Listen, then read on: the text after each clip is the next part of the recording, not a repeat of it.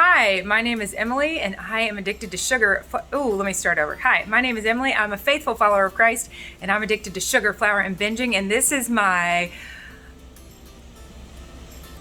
explanation of 2 changes I'm making to my Bright Line eating program effective immediately. Good morning. Happy October 11th. Notice anything? I'm wearing my water bottle earrings today.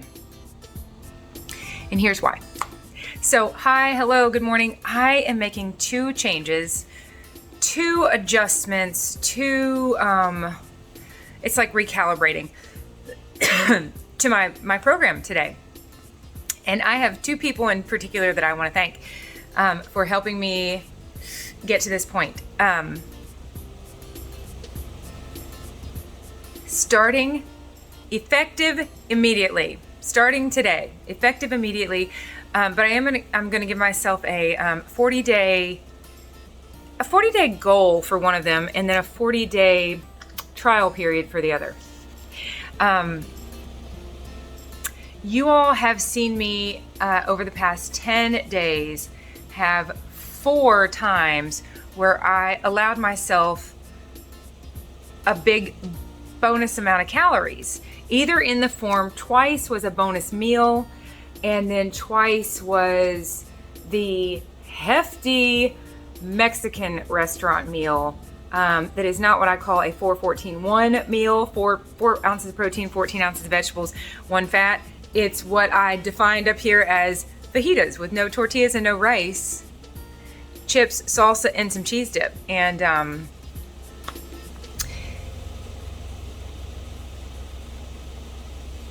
here's the thing. I've said so many times, you all are not watching what I've done. You're watching what I'm doing. I mean that. I've not only not figured this out, but what I have figured out is that we'll never have it figured out because we're constantly moving through ages and stages, right? It's like with your children. When you finally figure out what works, or you're like, okay, this is gonna work. We got ourselves a good routine. Well, then they grow and they change and their needs change, or your schedule changes, or there's a pandemic. So we are forever troubleshooting. And there's a lot of relief in accepting that we will forever be troubleshooting, because what works for me at 41, at this age, with this hormonal makeup, at this stage, with my kids the ages that they are, in this season of my life, what my needs are very different than they will be. So what works during this season literally it won't be what works in another season 10, 20, 30 years from now. God willing, I'm still alive and dealing with life. It literally won't be. We won't have the same needs, the same concerns, the same issues. We won't have the same demands on us. You get my point. We're going to troubleshoot our way through this. What I've been aiming to do lately is to keep going, keep things very positive, and keep things science-minded and objective, and keep myself from throwing in the towel. So over the past 10 days, I'm looking at my calendar now. Like I said, there's been 4 times where I allowed myself more calories. Deborah gave me these earrings. I am wearing these today because I got a very kind, very thoughtful comment from Deborah today. It said, have you considered eating the men's portions instead of the women's portions? Which, by the way, come to find out, and I knew this, but I was reminded when I just now looked at the paperwork. The men's portion is really only another half protein, and not even for all the proteins. It's not enough. It's the same amount of milk, the same amount of yogurt. It's just another half portion of the meat and the cheese, which is certainly what my body's demanding from me lately. My body's never telling me I need more vegetables, ever. It's really telling me, oh my goodness, give me some more protein. So Deborah asked me that, and she really got my wheels turning, and I'm excited because I'd never considered doing that. But I can tell, if I'm being totally honest, and I was with Deborah, it's exciting to me the moment I decide to give myself more calories. My brain gets excited about more food. Of course it does. I'm very hungry. And I can tell you that I've worked my way through, I talk about this in Staying Science-Minded, I've worked my way through many, many, many reasons I used to binge, to cope, to connect, hormonally, to rebel. But hunger is a very real thing.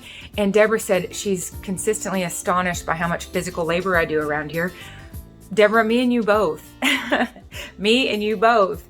I've told you all many times, there was part of me that didn't even want these poodles, and God was like, get the poodles, because I knew that they would be activity for me other than eating, and they are more activity than I expected, especially needing to put up a fence for them that my husband and my kids are just too busy to help me with. Anyways, I'm also getting into more and more farming. I want to help my husband manage these cattle. And now that my babies are older and don't need me to change their diapers all day long, my physical workload is increasing, which is super fun. But I can tell there are times where I'm running on fumes. So Deborah is in the boot camp, and she said, you know what, for the sake of time, I'm going to let this be its own video and not even worry about keeping it inside the 10 minutes. Deborah said she's in the boot camp, and she said one thing they talk about is that if you're going to make changes to your program, make them permanent changes. Otherwise, your brain will get the message that it can kind of make changes here or there sporadically, or that you could always be making changes, which completely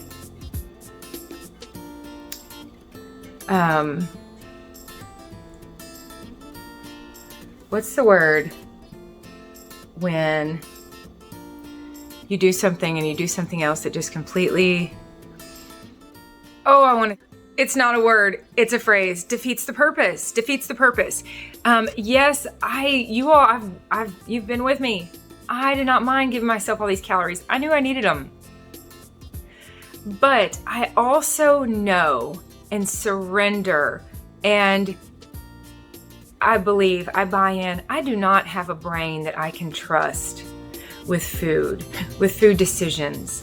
I have a brain hardwired to, I have a video called The Disease of Greed. I have a brain that's hardwired to demand more and more and more until some external force, whether it's a person or an empty bowl, gives me my stopping point. I was at that Mexican restaurant yesterday and the salt wouldn't come out, which, by the way, side note, be sure you salt your food, because on Bright Line Eating, you're not going to get the kind of salt that people get when they open packages. There's a little salt side note. The salt wasn't working, and I wanted the salt. I just hopped up and got the salt from another booth. It was really awkward because those people were eating. I'm kidding. There were not people in that booth, but there was leftover food in that booth. And I looked at these plates and I was like, wow, some people don't eat all their food. I mean, it just looked like, number one, it looked like money sitting there, right? Is that a mentality some of us can relate to? I paid for it, we better eat it. But also, we're also different. My stopping point is when I can't scrape any more off the plate. That's how I know I should stop eating, because I know I should not eat the plate. That's my stopping point. I surrender. I have a brain that is diseased and hardwired to make me want to consume more calories than I need. That's why I have a video called I Am a Labrador. You know, different breeds of dogs. I'm not worried about my poodles. They have food available to them all the time. They eat enough. We have a lab. My mother-in-law has a lab that is a rectangular prism with little legs. And she's very, very sweet. And she lays on her back with all four legs up in the air like she's deceased, and we rub her belly or just use our foot and kind of scratch her. She's a big rectangular cube, because excuse me, a big rectangular prism, because she is like me. She does not have a stopping point with food. If there's food, she's like, it's mine. And then she, like when she comes down to visit, she eats all my dog's foods. And I can just really relate to that. So, having said all that, effective immediately, I'm putting myself on the men's portion of the weight loss plan. So you will see in my videos a larger portion of protein. Also effective immediately. And this is so interesting to me. I've had some really, really hectic days. And you can see on my calendar, there's several yellow and green squares all together. I know that part of that extreme hunger has been dehydration, because I've been purposely, this is so backwards. Paul says, I do what I don't want to do, and I don't do what I do want to do. I know better than this, but I've been purposely not drinking much water because I've been so busy and running so many errands, and I don't want to have to pee. And by the way, now that I'm 41 and I've had 5 kids, I don't have much time. When, you know what I'm saying? You with me? I don't want to get myself in a pee emergency. That was cute, a pee emergency. But I'm getting myself in other emergencies, other situations that I don't want to be in. So back at it with the water. Here's 64 ounces. Here's 64 ounces. 64 ounces is plenty. My sweet spot is 128. For about 10 years, I drank 34 ounces of water every single day before I woke up. My husband gave it to me while I was sleeping. As soon as I woke up, before breakfast, that was 2 bottles of water, or 32 ounces. Now that I'm using these big 64 ounce jugs, it bothers me because I can't tell what 34 ounces is, and I want the automaticity. I don't want to have to think about it. So here's my commitment. You see that? You see that line there? That line. I'm going to point to it with my nose. That line. That line looks like it's about 2/3. I'm going to drink to that line. Actually, I'll drink to the middle of that line. I'll drink to the middle of that line before I have breakfast every morning, which goes back to my high 5. Taking care of myself in this order. Number 1, God. Colossians 1:16, we were made by him and for him. We are spirits, we are not bodies. We are not, this is not me, this is not us. We are inside of there. I want to first take care of my spirit, then my body. And to take care of my body is the other 4. So number 1 is God, then rest, water, nutrition, activity. Rest, water, nutrition, activity. Rest, then water.